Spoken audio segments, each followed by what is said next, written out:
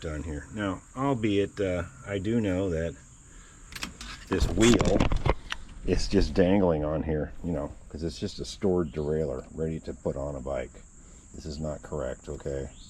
This spring should be, that spring I'm grabbing should be around on those notches. This should be all pressurized. This should be, these wheels have to be taken apart, cleaned, and re-greased. There's actual bearings inside of there. That's why Sprint derailleurs are pretty cool.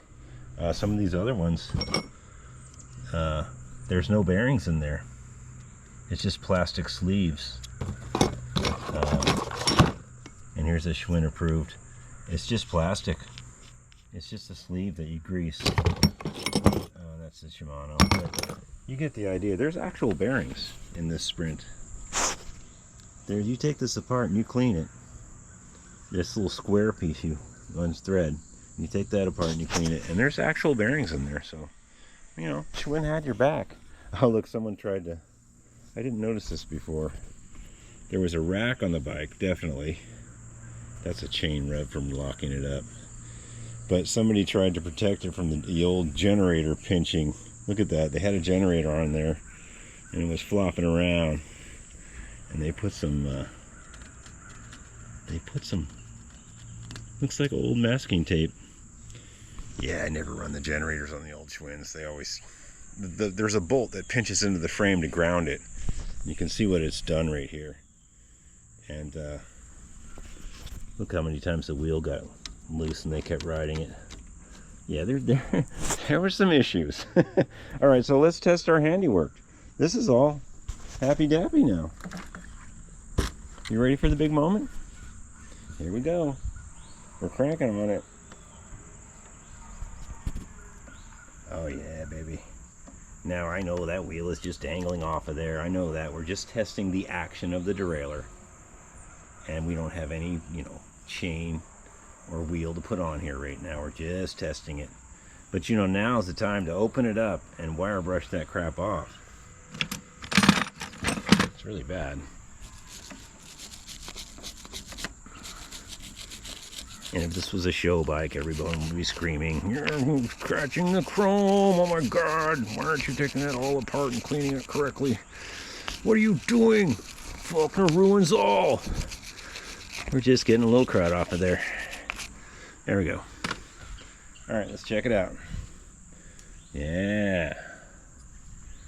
Yeah. Oh, sweet. Thank you, Z-Man Dave. You are Z-Man. Okay, so we're not going to get into detail on this other shifter right now because I have to decide whether I'm going to try to put this one on, which is not a Sprint, but is pretty close, or I'm going to go on eBay. eBay. Oh, God. Yeah, we're not going to go all that hog wild on that today. We did. Oh, let's put the post in. Or we got a post that's kind of subpar. In fact, it sucks. This is what we got. This is what we got. It is Schwinn. It is the correct size, but it sucks. Sometimes when people, you know, sometimes people hammer in the wrong post, or for some reason they want to put the post in backwards because they want to run a normal seat with the wrong. It's even wrong to do this, but they put the post in backwards and they're just so out of it that the clamp is still tight and they pound the top of it. And then they put a semi-normal seat on, which doesn't even clamp right anyway because this is too small. But watch that carefully. Look at it. You know, before you put it in, look right here, because there's a lot of dumb bunnies in the world that are doing the wrong thing. This one doesn't look like it was pounded, so we're going to put some grease on it. And not a lot, because I think Fred's going to kick me down a nice post. So we'll just put a little on here, because Fred's definitely going to look in his post stash and get me something better. Yeah. Although I don't think Fred has internet right now. Like me.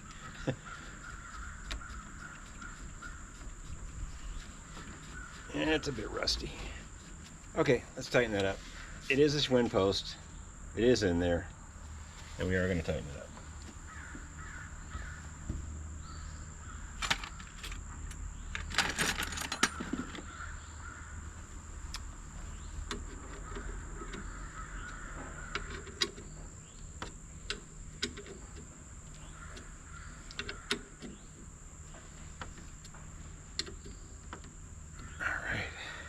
So, let's recap.